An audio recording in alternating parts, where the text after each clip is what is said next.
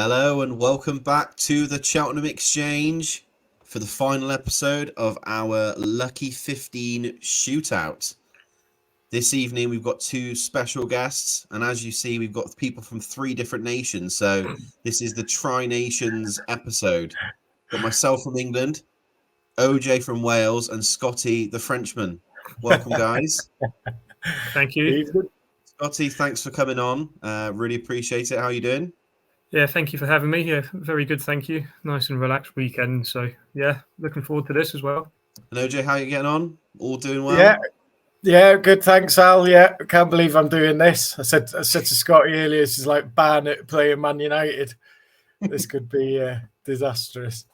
I've got to be honest, it's a little bit weird for me that I'm hosting and you're here. It's a little bit strange, a little bit off-putting, but yeah, we'll be okay. For anyone that hasn't seen this series before, over the last few days we've been doing some Lucky 15 shootouts, and the idea of that is that one member of the Cheltenham Exchange team will take on a special guest. We'll both put up a Lucky 15. We'll place that Lucky 15, put some money on it, and any proceeds that are made will then go towards the Injured Jockeys Fund. So it'll be nice for us to win some money and hoping to do something for a good cause. So that is the plan. As I said, if you haven't seen those videos yet, they are on our channel as well. The Tuesday one was Dave Cheltenham taking on John. Wednesday was Ginger Joe taking on Matty. The Thursday episode was myself taking on Jamie. And the Friday episode was Ian from our channel taking on Mark Mackay, aka Cheltenham Chat.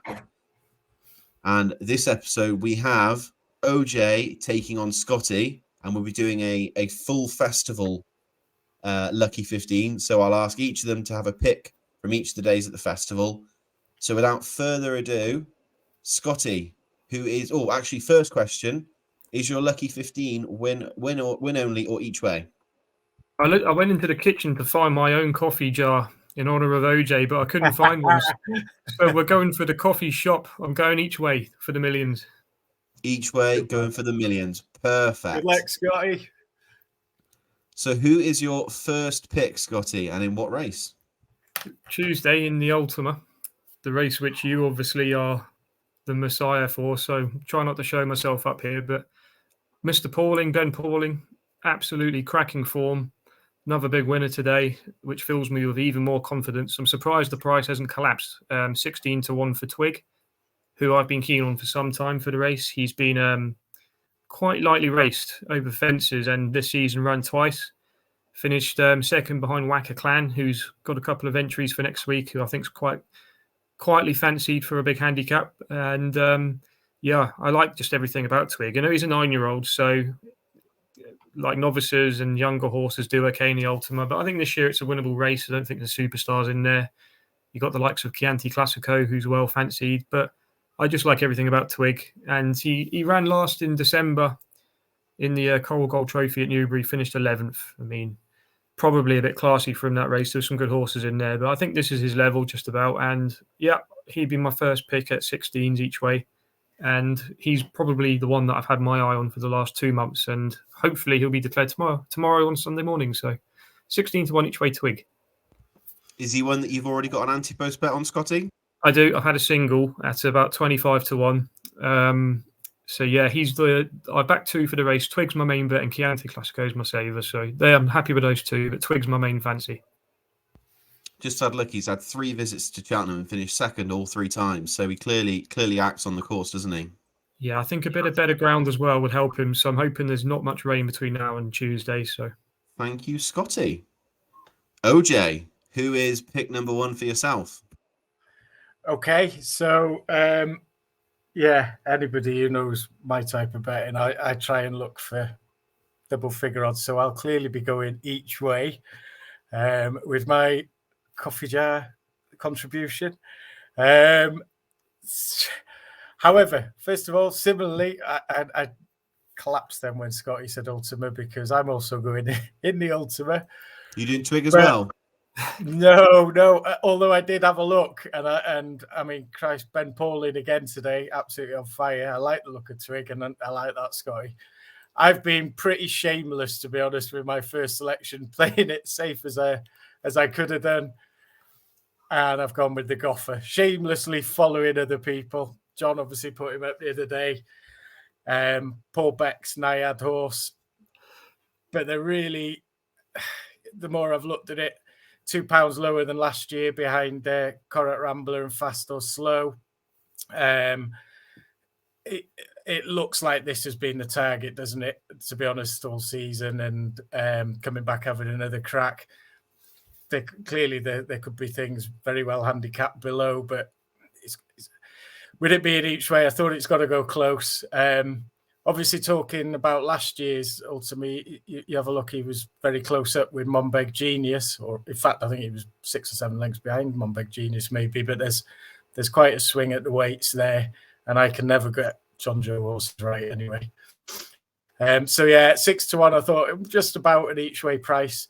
Plus, I have a slight theory that Meeting of the Waters could still yet get chucked in the National Hunt Chase instead at the end of the card on day one. And if I couldn't bring myself to put a bet on Meeting of the Waters in the National Hunt Chase, because it's unlikely to happen, but if it did, the Goffer could, in theory, go off a lot shorter than 6 to 1. So that was kind of what I was thinking. So yeah, playing safe, shameless plagiarism to start with, but a Goffer at 6 to 1 is my first selection. Thank you, OJ. And yeah, I think that's a good selection as well. Obviously, the first two in that Ultima last year were just, I mean, they went on to Correct Rambler won the Grand National, didn't he? And then Fast or Slow then won the Punchtown Gold Cup. So yeah, obviously just a ridiculously good Ultima last year. Okay, we will move on to day 2 then. Scotty, who is your second pick and in what race? I'm going for another handicap, going for the Grand Annual. And I like to think this is a popular pick amongst the boys, and that's Madara. Sophie Leach. I just think this horse, I think he's obviously a 5-year-old. Had 9 chase starts already. A few of those were in France, or most of them in France. Running the earlier in the season in December, beating the likes of Calico and Fernando Savola. Fernando Savola was second in a champion chase not so long ago. Calico was chasing John Bonhomme over novice chases last year. So I think the win at the DRF when the jockey James Reevely flew over from France for that one race, my good old French brother. So yeah, pretty confident. I think beating Path Through in that race is pretty decent form. And I think there's improvement to come still. I think still well handicapped. And I think you could be looking at a kind of like a Dino Bluey kind of vibe where could be a champion chase kind of top 2 miler going into next season potentially. So I think Madara is the best horse in the race potentially. And I think you can still get a touch of, is it 12s on Coral I've seen, or 10s on Coral? 10s on Coral, yes. 10s. I think that's a cracking price. And again, it's one of the very few handicap bets I've already had so far. So I'm really confident Madara will be in the frame, but I really fancy him to win this. And he's probably one of my strongest bets of the week, to be fair. I absolutely love that selection. It's a great Who do you reckon will be on? I know that Cobden rode it at Cheltenham before, and he's on Liberty Hunter. He's on Liberty Hunter. I don't know whether Reevely's allowed to ride at Cheltenham. I'm not sure what the rules are. Probably would be. But if not, I think Sophie Leach, I don't know who she normally uses. Maybe someone like Brendan Powell could be a shout, depending on what Tizard has in the race. So we'll see. But fingers crossed Reevely rides. I'd like to see him ride. Either way, I'm sure they'll find someone who's decent anyway. So, Kieran Getting's rode him before here at Cheltenham. Interesting. Okay. OJ, who is your second pick? Okay, follow that. So it probably won't surprise either of you. I'm going Coral Cup. I have to stick with this. And my selection would be First Street at 20 to 1. Yeah, I've been sounding off for a while that I thought this had to go back in the county hurdle again. Second behind State Man 2 years ago, pretty close up. And running it last year off 152, I think. And is £9 lower this year. Obviously, last year, Favois won, pipped on the line today in the Imperial Cup. So I honestly thought Nicky had to send him back to the county hurdle for a third year. But to be fair, he'd said all along, say it all along. He's said for the last couple of weeks, hasn't he, that Coral Cup was the more likely. I know he still had a champion hurdle entry until fairly late. And you look, he's been a couple of times this season, sort of 10, 11 lengths behind Constitution Hill or something. It's, not a country mile away. And you just think running in that class of race, and like I say, back down to a mark where he was so close up to State Man. And if the trip up is what he's looking for, then, I think 20-1 could be good value here for First Street, yeah. You can tell I'm not used to doing this. Just had a look, OJ. I've seen he was actually third in over 2.5 miles in the Grade 2 at Cheltenham before as well, and that was with like Marie's Rock, Dasher Drasher, Bruno Storm. I like to move it. Literally took the words out of my mouth there. I was going to mention that race, so it's not full on. Hope he won't stay that 2.5, is there? So I'm just hoping that not too much is being made of Nicky Henderson form, and we don't need to worry too much about things like that. It'd be nice to see him get a couple of winners early on. Win the Supreme with what was that horse? Ginger Joe's horse in the Supreme. Jericho de Repine. Yeah, that'd be nice. If Nicky was to win the Supreme with that, I'd feel a lot more confident. Fingers crossed. Okay, we'll move on to day 3 then. Scotty, who is your pick for day 3? Yeah, again, another horse who I've been harping on about for so long. Going against your boy Chantry House in the Potemps, I'm going with Farouk Delaine, the top weight, who's 16-1 still. Backed him about 3 months ago, when he finished second at Leopardstown on the 28th of December. And I cannot believe this horse hasn't been backed into shorter, the way the form's worked out. In that race, he finished second in the qualifier to Grey Quill, giving 2 stone away almost, and finished like a neck behind. I just think that's crazy, crazy good. And I think Grey Quill's half the price. So Farouk Delaine's got massive back form. Won a Grade 2 as a novice hurdler. Was just touched off in a Grade 1 as a novice chaser at Limerick in the Faheen Novices Chase. And ran an absolute blinder in the Brown Advisory, the year Long Press 1.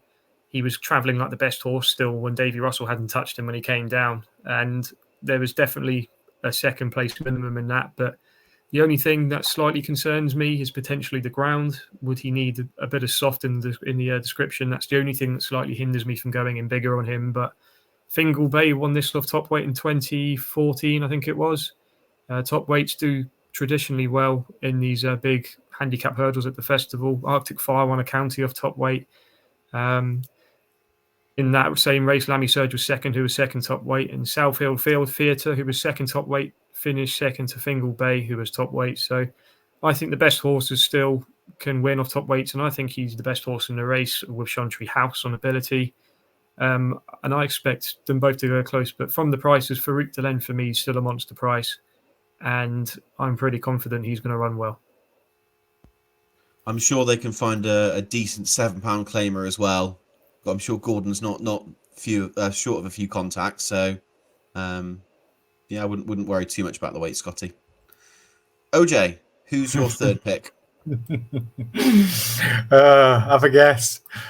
This again will not surprise you too. I can't believe Scotty went Potemps. I'm also in the Potemps, Alex, and I'm going Lord Snooty at 16-1. I had to, didn't I? I had to. I've been harping on that one. Had to, yeah. So, 16-1 currently. He needs a lot of horses to come out to get in, to even get a run. Alex has convinced me to keep the faith by chatting earlier that he'll get a run. My thinking was, at least if he doesn't get a run, the Injured Jockey Fund will get 50p from me. So I'll get the money back on the bet. So there we go, win-win. So Lord Snooty, been following for a while. Interestingly, campaigns, ran a couple of races over in Ireland, been over to Ireland, Punchestown and Galway, I think, this year. Haydock in November, I think finished Was it 6th in a race behind Slate Lane and Crambo? The likes of those. Was obviously trying for the Pertemps because I think maybe was pulled up in a qualifier at Wincanton or somewhere around Christmas time. Then I noticed him entered at Exeter, where I was keen to see him run into the 4, but got pulled out of the Exeter race. And then qualified at Haydock last month, where he looked like he got a bit outpaced, but then ran on again very strongly to finish 2nd. So I think he's due to carry 9 stone 13 or something if he qualifies for the race. And I've been harping on enough. I've put enough crap on Twitter about him. I had to stick with him, and hopefully get a run, if not 50p towards the Injured Jockey Fund. I've just seen OJ. He was actually 2nd behind this year's Ultima winner back in March, so that's definitely going to be good form once the horse wins the Ultima. When was that? Where was that, Al? Uttoxeter. 2nd to Trelawney. That's right. Yeah, that's right. Yeah. Well, actually, when I was looking for something on day 1 where I really struggled and obviously bottled it with the Goffer, but Trelawney was one that I looked at in the Ultima, but yeah, couldn't bring myself to put that on. Yeah, so Lord Snooty, I think 16-1 at the moment if he gets a run. Thank you, OJ. Scotty, back to you for your 4th and final pick. Well, I thought about it and I thought, do I do it or do I not? So hang on a second.